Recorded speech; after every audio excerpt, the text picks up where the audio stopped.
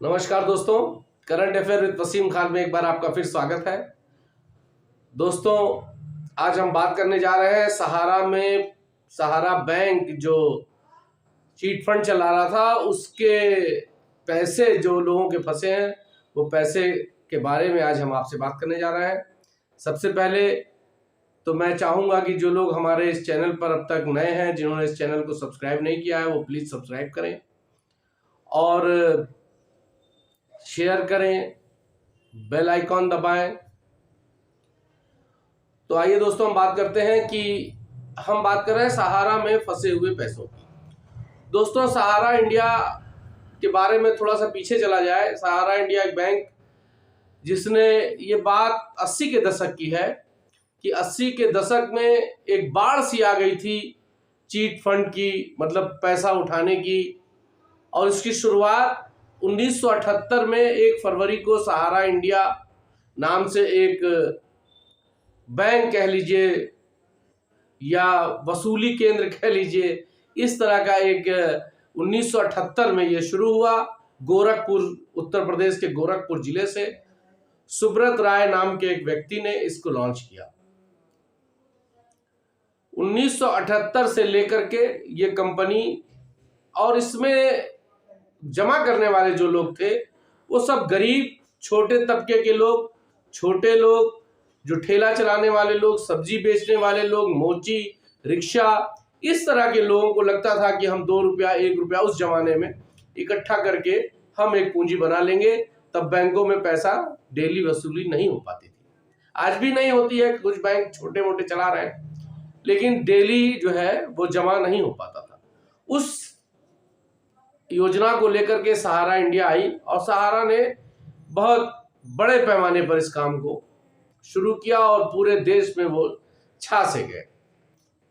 और देखते ही देखते आज की तारीख तक 13 करोड़ खातेदार, अकाउंट होल्डर सहारा में है।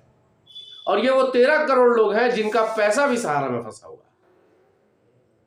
सब कुछ तो अच्छा चल रहा था, पेमेंट भी हो रहा था, लोग जमा भी कर रहे थे, लेकिन कहीं ना कहीं लोगों को लगता था कि सहारा का मामला जो है वो एक स्कीम से दूसरी स्कीम पे चला जाता था।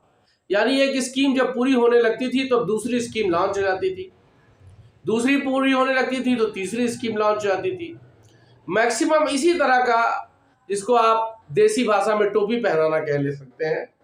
और उसका एक उदाहरण ये भी है कि राम का पैसा श्याम को, और श्याम का पैसा घनश्याम को, घनश्याम का पैसा ना जाने किसको, इस तरह से ये चला। लेकिन चूंकि पब्लिक को परेशानी नहीं थी, पब्लिक को अपना पेमेंट मिल रहा था, इसलिए लोगों ने ज्यादा दबाव बनाना शुरू नहीं किया। लेकिन ये बाढ़ सी जब आ गई, तमाम कंपनियां हिंदुस्तान में हजारों की तादाद में जगह जगह छोटे छोटे कस्बों में गरीबों के पैसा वसूलने लगी।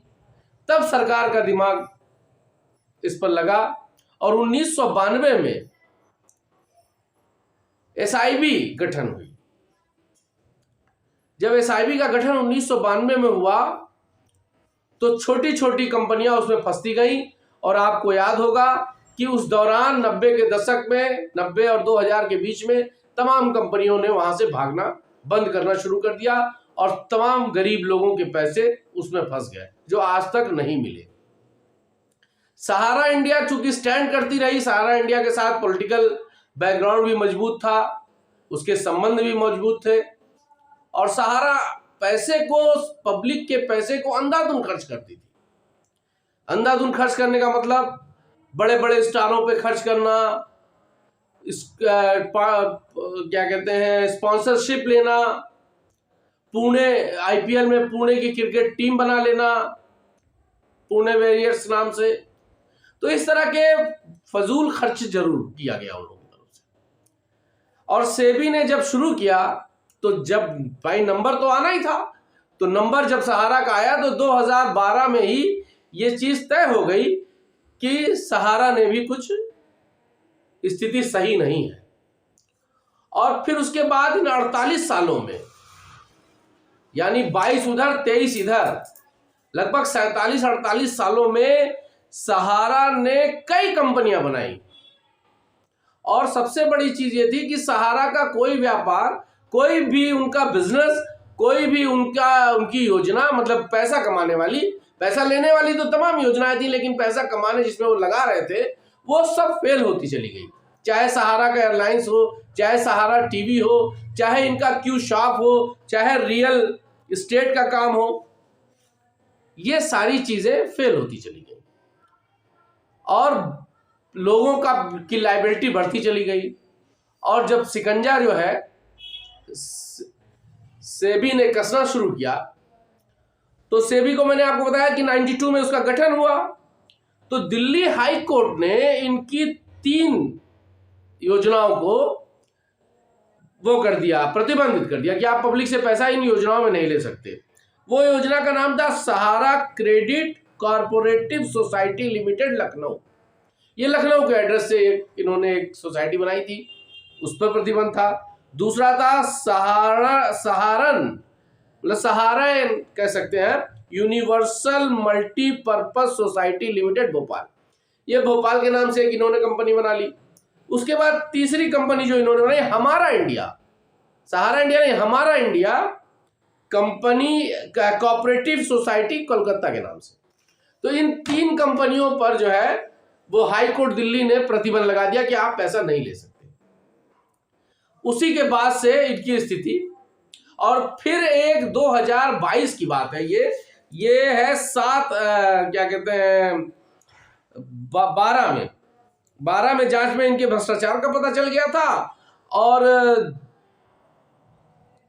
दूसरी चीज ये थी कि इन्होंने एक लोन कॉर्पोरेशन भी बनाया था कानपुर के एड्रेस पर, जो 7 अगस्त 1987 को बना था।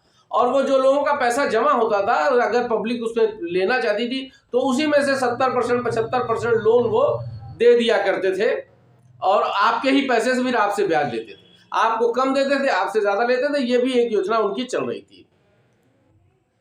लेकिन दोस्तों, ये एक छोटी सी कंपनी थी। 1978 1 फरवरी को गोरखपुर छोटे से शहर में 2000 रुपए से लॉन्च हुई, और आज उसका काम कितना बड़ा हो गया। एक स्पेशल कोड बनाई गई सेबी से के लिए खंड, जो एक स्पेशल 27 सितंबर 2022 को एक स्पेशल कोड बनाई गई जो सिर्फ सेबी और सहारा के विवादों को देखेगा, और रात दिन या रोज डेली उसकी सुनवाई होगी। और सुनवाई हुई भी, और उस सुनवाई का नतीजा हुआ कि कंपनी से पेमेंट्स पब्लिक को मिलना बंद हो गया। सेबी ने दबाव बनाया कि आप सारा पैसा हमारे पास जमा करिए। 5000 करोड़ रुपया इन्होंने सेबी को जमा कर दिया, लेकिन सेबी ने अभी तक 1% भी लोगों को उनका पेमेंट लौटाया नहीं है। इतनी फॉर्मेलिटी उनकी है कि पब्लिक जो है वो फॉर्मेलिटी पूरी नहीं कर पा रही है। फिर क्या हुआ? फिर इसमें राजनीति शुरू हो गई। दूसरी चीज आपको एक बात बता दें कि सहारा इंडिया, सुब्रत राय जी का जो परिवार है, उनके बच्चे, बहू, ये सारे लोग मैक्सिडोनिया में रहने लगे।